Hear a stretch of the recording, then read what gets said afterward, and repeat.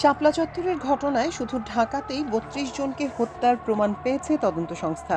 Chief prosecutor Aminul Islam এ তথ্য জানিয়েছেন। এ ব্যাপারে পূর্ণাঙ্গ তদন্ত রিপোর্ট প্রকাশ করা হবে। এ ঘটনায় অর্থের যোগানদাতাদেরও আসামি করা হবে বলে তিনি জানান। শাপলা চত্বরের ঘটনায় তদন্ত প্রায় শেষের দিকে বলে জানিয়েছেন চিফ প্রসিকিউটর আমিনুল ইসলাম। রোববার সকালে নিজ কার্যালয়ে তিনি সাংবাদিকদের সঙ্গে আলাপকালে এ তথ্য দেন। ১৩ বছর আগে ঢাকার শাপলা চত্বরে অবস্থান নিয়ে আলোচনায় এসেছিল কওমি মাদ্রাসা ভিত্তিক সংগঠন হেফাজতে ইসলাম। কয়েকজন ব্লগারের বিরুদ্ধে ইসলাম ধর্ম নিয়ে কটূক্তি করার অভিযোগ ও নারী নীতির বিরোধিতা করা সহ ১৩ দফা দাবি তুলে হেফাজতে ইসলাম ওই কর্মসূচি নেয়।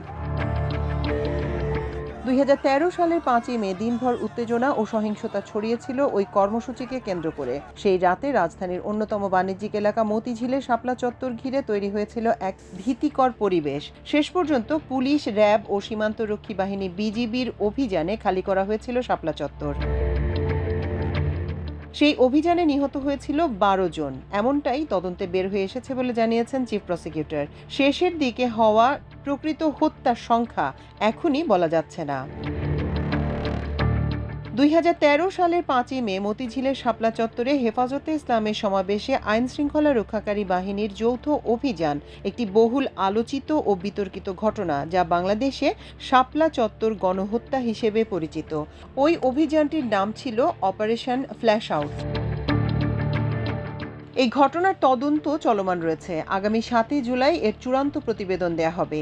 ওই ঘটনায় গণহত্যার অভিযোগে সাবেক প্রধানমন্ত্রী শেখ হাসিনা সহ ৩৪ জনের বিরুদ্ধে মামলা হয়েছে। ২০১৩ সালের ৫ই মে হেফাজতে ইসলামী ১৩ দফা দাবি সমর্থনে মতিঝিলের শাপলা চত্বরে অবরোধ ও মহাসমাবেশ অনুষ্ঠিত হয়। এতে হেফাজতের কয়েক হাজার সদস্য সারা দেশ থেকে এসে রাজধানীর মতিঝিলের শাপলা চত্বরে জড়ো হন।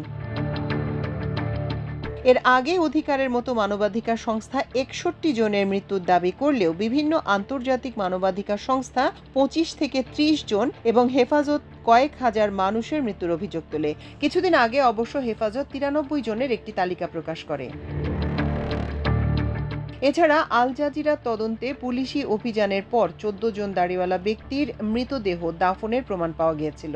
শাপলা চত্বরের ঘটনাটি এখন রাজনৈতিক ও আইনি ফোকাসে রয়েছে, যেখানে বিগত সরকারের আমলে এটি ধামাচাপা দেয়ার অভিযোগ উঠেছিল এবং বর্তমানে সুষ্ঠু তদন্ত ও বিচারের দাবিটিও প্রবল। মাল্টিমিডিয়া ডেস্ক, আমার দেশ।